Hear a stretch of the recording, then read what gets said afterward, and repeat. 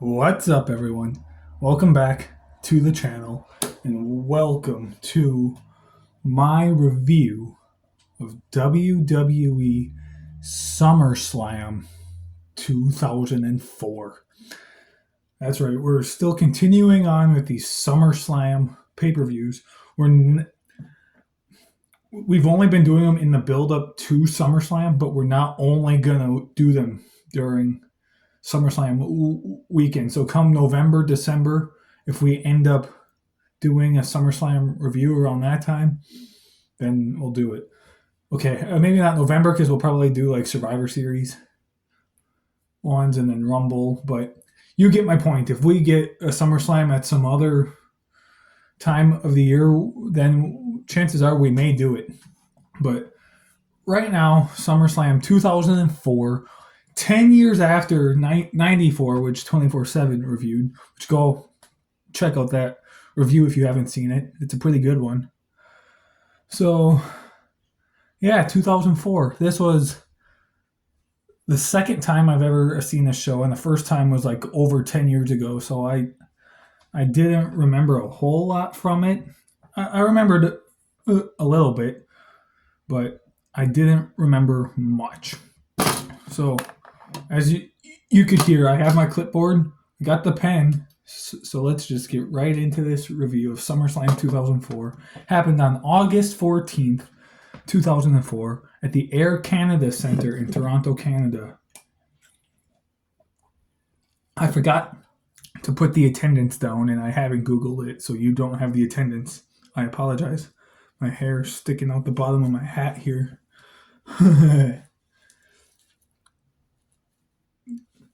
Good enough.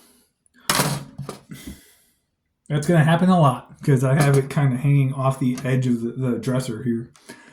We opened the show with a 6-man tag team match where Rey Mysterio teamed up with the WWE Tag Team Champions, Paul London and Billy Kidman, and they took on the Cruiserweight Champion, Spike Dudley, and the Dudley Boys, Bubba Ray and Devon.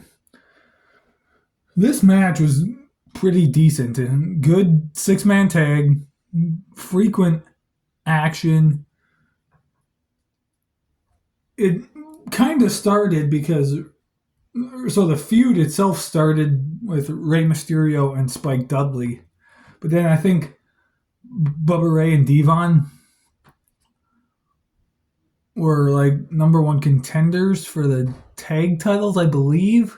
Don't quote me on that. I forgot to look that up. And since Paul London and Billy Kidman were the tag team champions, that's how this 6-man tag match happened. But overall, it was awesome. I think Paul London is maybe a little underrated because he's awesome. One of the best cruiserweights WWE had during this time between 2003 and 2007, or 2002, and 2007, during that time that they had the cruiserweight title. Paul London was a really good cruiserweight and doesn't get enough credit. You got Billy Kidman too, who was awesome. Yeah, just a lot goes on in this match. There was a moment where Bubba was going to attack Paul London, but Paul London moved and he accidentally took out Devon. And then there was a 619, a shooting star press, and then Billy Kidman, after the shooting star press, he pinned, was it Bubba, I think?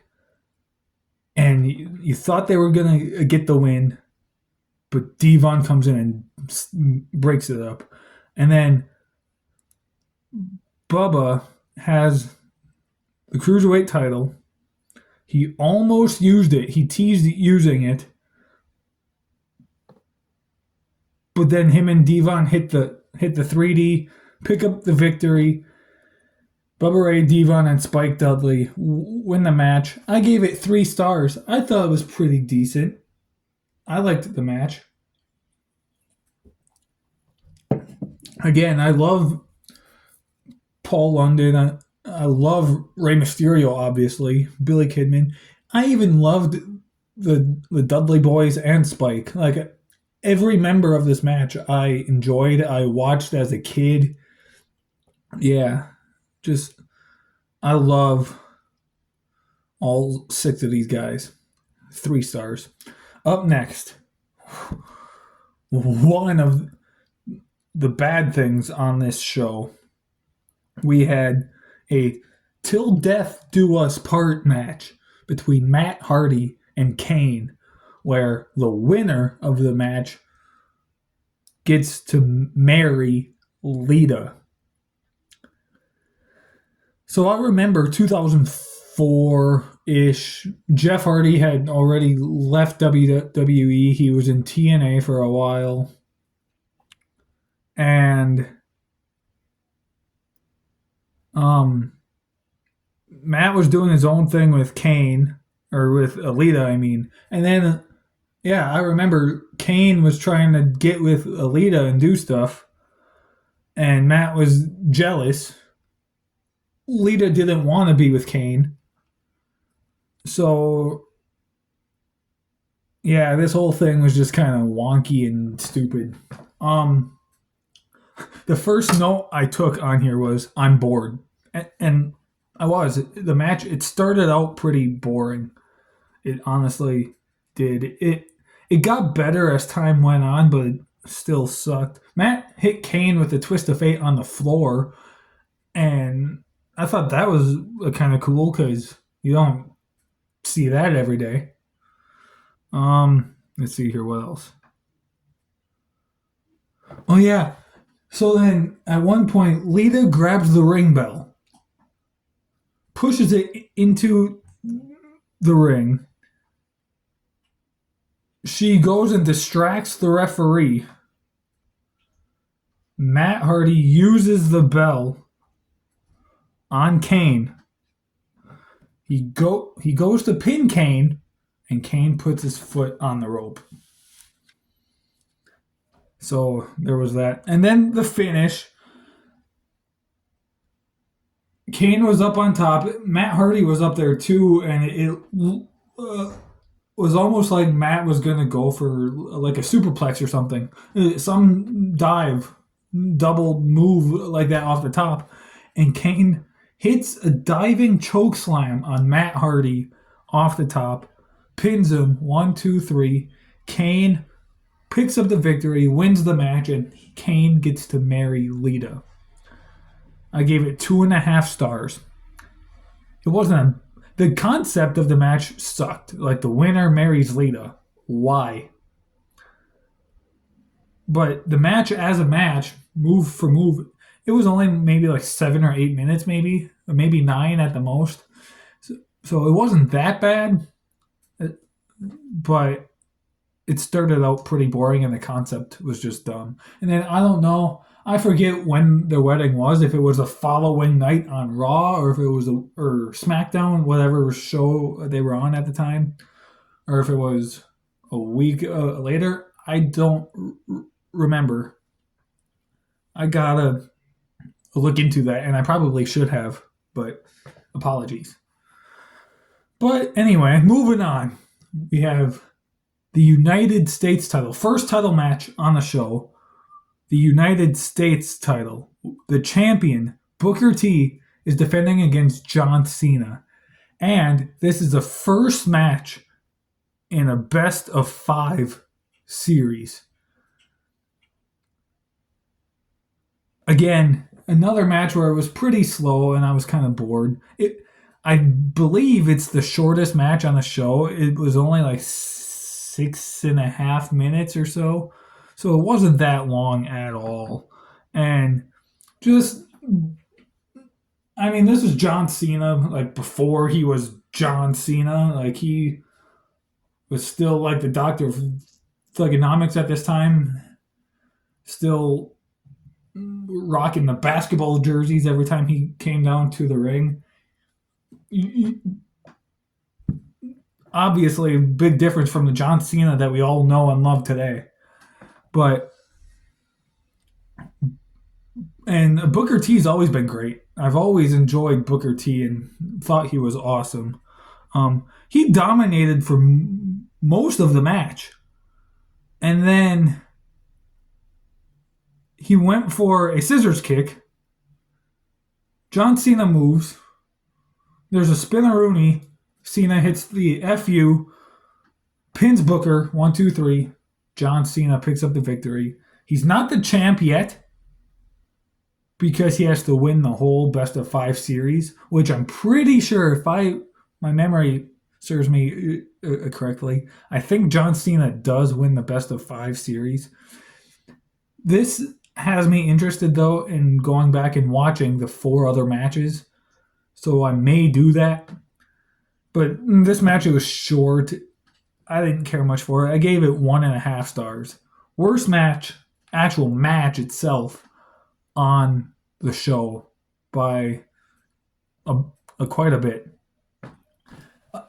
Up next, a triple threat match for the Intercontinental Championship, where we had the champion Edge defending against Batista and Chris Jericho.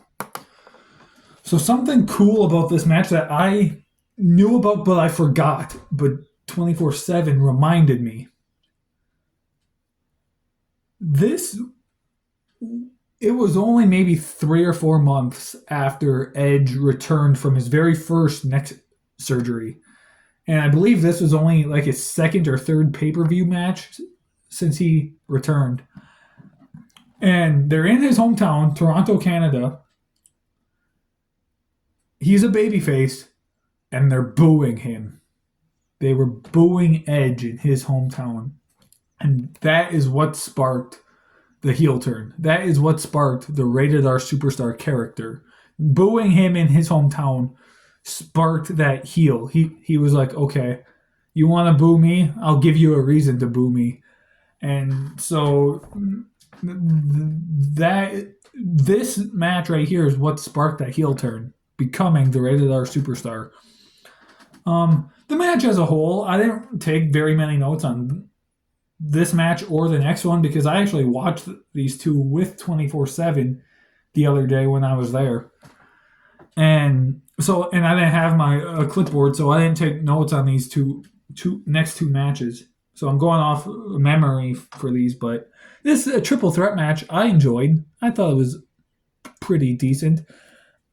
Edge and Chris Jericho, though they didn't fight each other much, I always thought they had some good chemistry together. I know eventually later on, like 2010, they would fight each other more often. They had a Mania match. But around this time in the mid-2000s, correct me if I'm wrong, I don't think they wrestled against each other a whole lot. But I was always a big fan of the matches that they had when they did.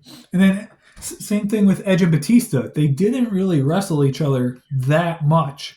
But when they did, I always, from my memory, always enjoyed the matches that they had. So, but yeah, this match was cool. They had some fun spots in the match, some cool double teaming. It was short, or on the shorter end. It was maybe like 9 minutes. So it wasn't that long, but it was fun. It was enjoyable. I liked it. Edge wins, and I gave it 3 stars. I thought it was a pretty good match. Enjoyable for what we got.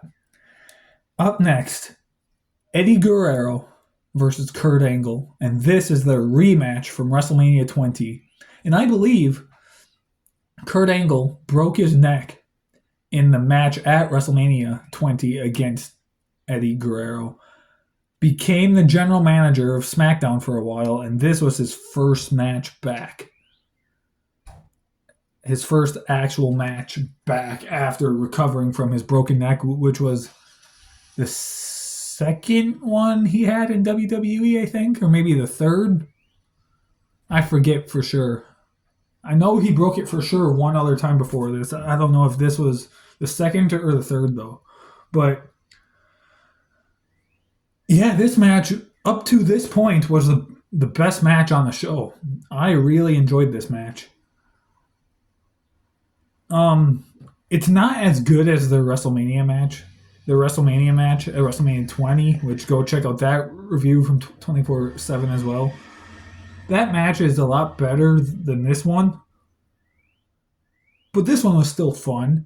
I enjoyed it. They were teasing. Kurt Angle was teasing taking off Eddie's boot because that ended up happening in the WrestleMania match where Angle took off Eddie's boot. Or, no, Eddie's boot came off in the match. And so throughout the whole match, they were teasing that here. And just a lot of good back and forth action, some frequent stuff. These two had great chemistry against each other. Pretty good stuff. Again, the WrestleMania match was better than this one, but I still like this one. This one was still fun and enjoyable. Kurt Angle won with an ankle lock, and he just would not let go. He had it in the right way, and then after a few seconds or a minute, he would just drop to his back and just hold on tight and just lock it in. Wrap his legs around Eddie's leg, and Eddie tapped out, giving Kurt Angle the victory. I gave it 3.5 stars. It was fun. I liked it. It was pretty enjoyable. Best match on the card up to this point. It was pretty fun. Up next, a match that going in, I wasn't interested at all. I had no interest. I thought it was going to suck. And then after it happened, I'm like, oh, it's still not a great match, but it was better than I thought it would be. Triple H versus Eugene. So, as a kid, because I was watching wrestling at this time in 2004, as a kid, I remember laughing so hard whenever Eugene would come out. I loved Eugene as a kid. And so, you and say what you want about him. If he's with a really good opponent, he can put on a really good match. And though this match wasn't really good, it exceeded my expectations. It was better than I thought it would be. The crowd was very dead for this match too, for the first half. It was very quiet. They weren't making a whole lot of noise. And honestly, they didn't really make much noise at all until Eugene dropped Triple H with a stunner, which was basically kind of Eugene's entire gimmick anyway, was just being a massive wrestling fan with some mental health issues and just doing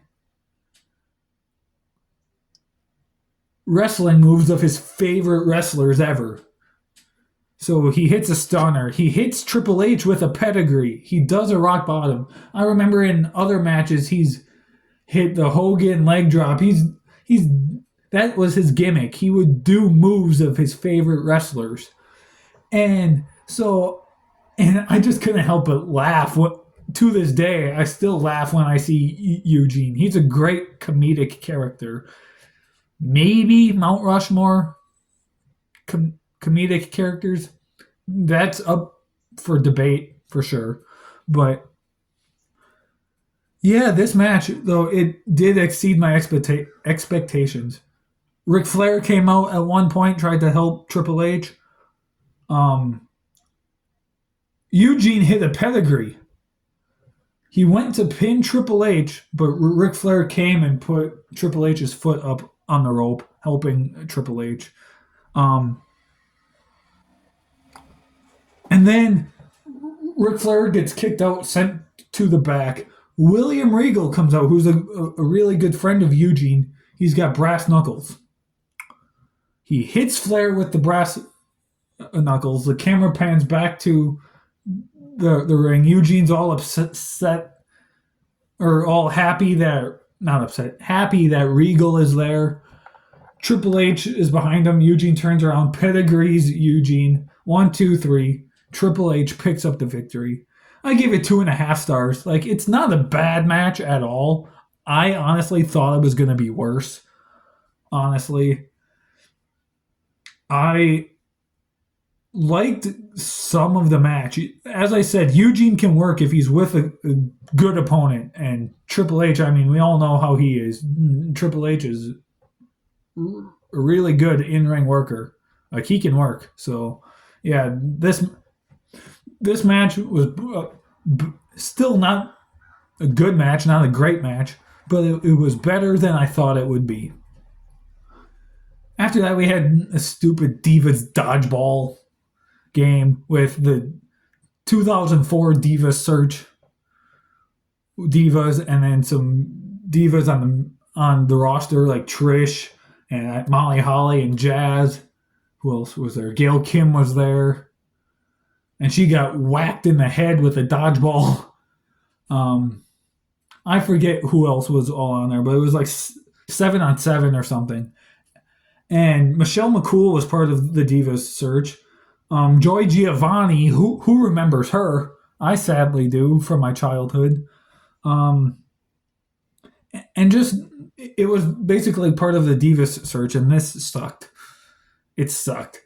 Like, I understood the concept of the Divas Search and what they were trying to do, but why this? Why have them play dodgeball? This was stupid. So I just kind of, I wasn't paying attention when that segment was on. Up next, the WWE Championship match, where the champion JBL defends against The Undertaker. This was 2004, so The Undertaker had just recently, like 3 months before this, just returned as the Dead Man.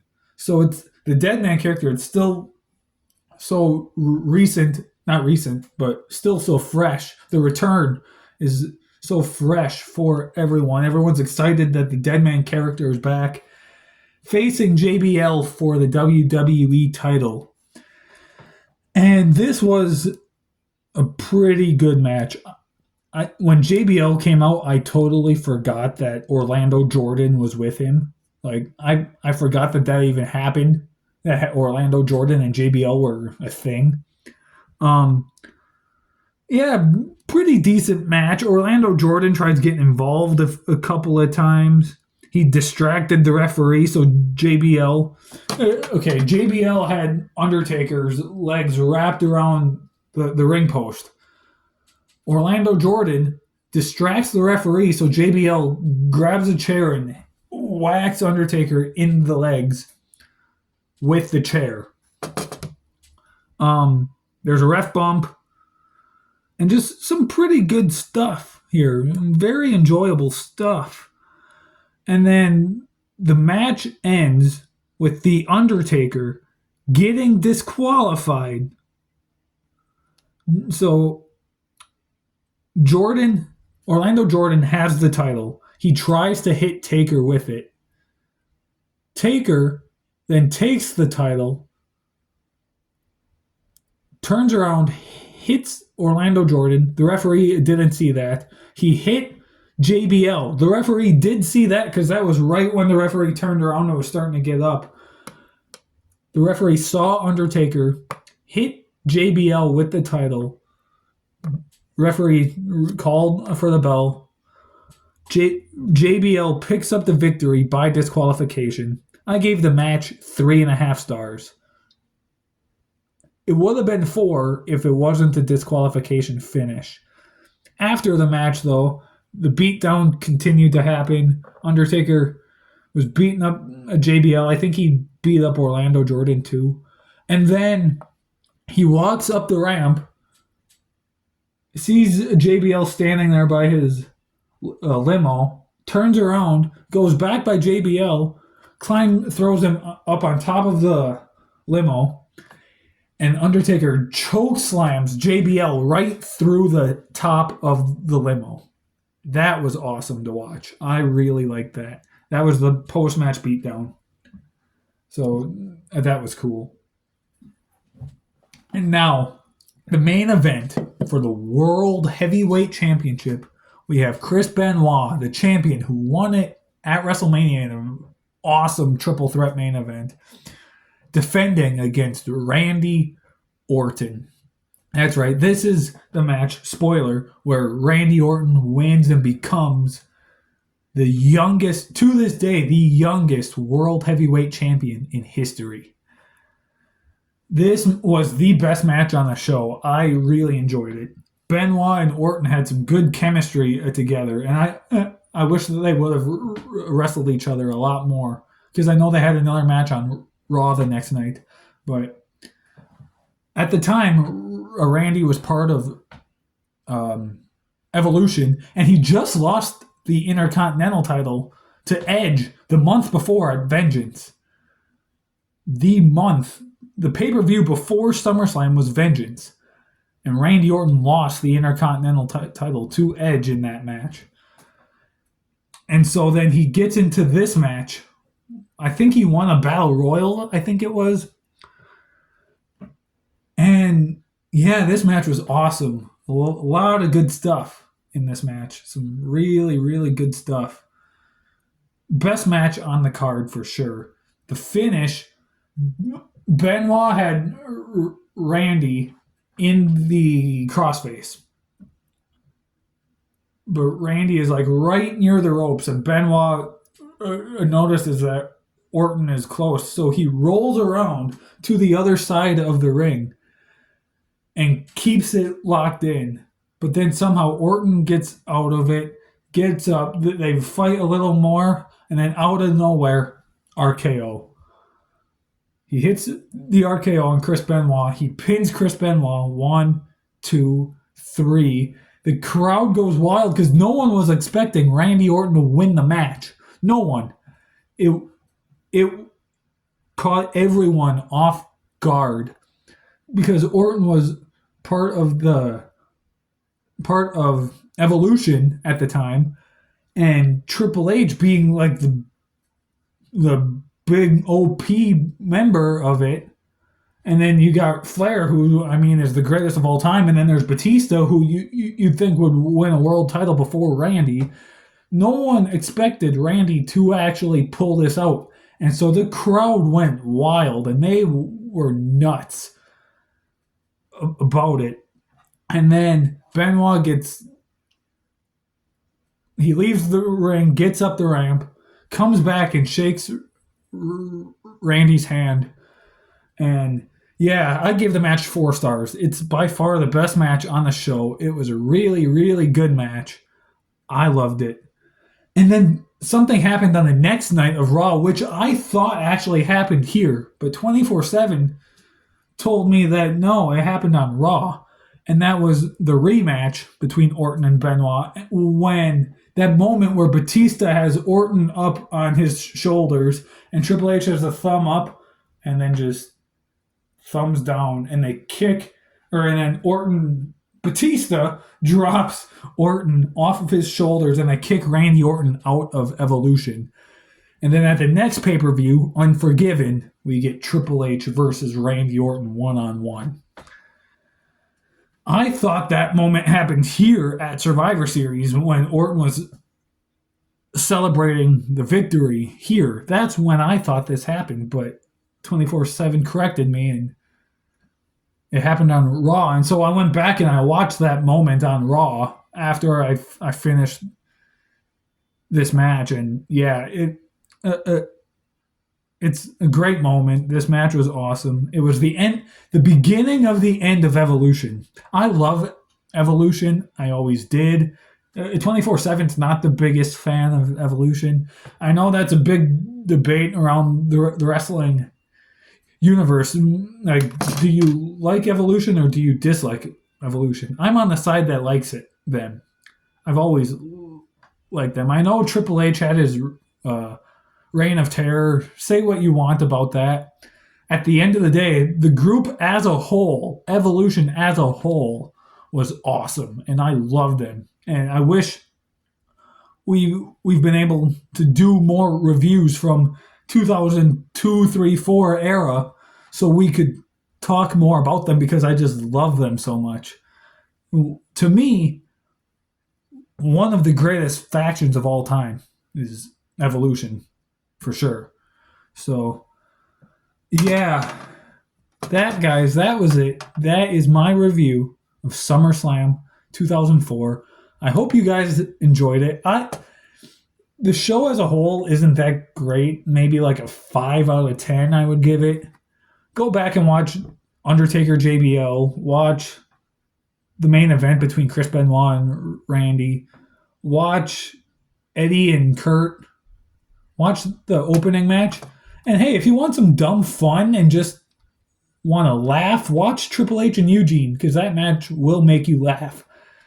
But yeah, so that was my review of SummerSlam 2004.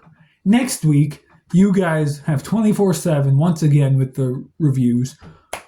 And he will be reviewing SummerSlam this year, SummerSlam 2024, which happens at the time I'm filming this weekend. I'm filming this on Monday. Not sure what day you guys are seeing it. But yeah, this weekend is a SummerSlam. 24/7 will be here. We're not sure if he's going to stream it or not, but he will be here. Next week there will be a review of it. After that, we are going to take a couple weeks off of the reviews. We have a couple other videos in the can ready to go that we will upload, but we're taking a break from the actual reviews itself for just about 2 or 3 weeks until AEW All In. I will then return that weekend or that week with a review of All In, and we will be back with the reviews that week. All right? So thank you so much for watching. Hope you enjoyed this review. My hair is all over the place here. So anyway, thank you so much for watching. Thank you for the love and support. I love doing these reviews. They're fun to do. All right, so thanks for watching. See you next time.